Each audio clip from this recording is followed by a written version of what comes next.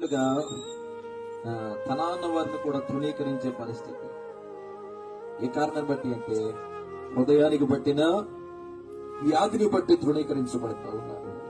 నాటి దినాల్లో కుష్టి వ్యాధిగ్రస్తుని బట్టి తృణీకరించబడినట్లుగా నేటి దినాల్లో హృదయానికి పట్టినటువంటి ఈ లక్షణాలను బట్టి, మోసకరమైన నడవడికను బట్టి, లోకమంతా నీకున్న వ్యసనాలను బట్టి, నీకున్న బలహీనతలను బట్టి, నీకున్న చెడు నడవడికను బట్టి లోకము నిన్ను ద్వేషించవచ్చు.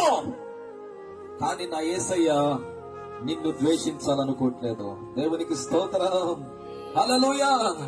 వెర్రివాడవని లోకం నిన్ను పక్కన పెట్టొచ్చు, బలహీనమని నీచువారు నిన్ను పక్కన పెట్టొచ్చు, నీచుడవని నీ కుటుంబ సభ్యులు నిన్ను ప్రక్కన పెట్టొచ్చు, నిన్ను తృణీకరించి ఉండవచ్చు. అందరూ నిన్ను తృణీకరించినప్పటికి కూడా నా యేసయ్య నిన్ను తృణీకరించట్లేదు. ఏమన్నాడు తెలుసా? లోబడనల్లని జనుల వైపు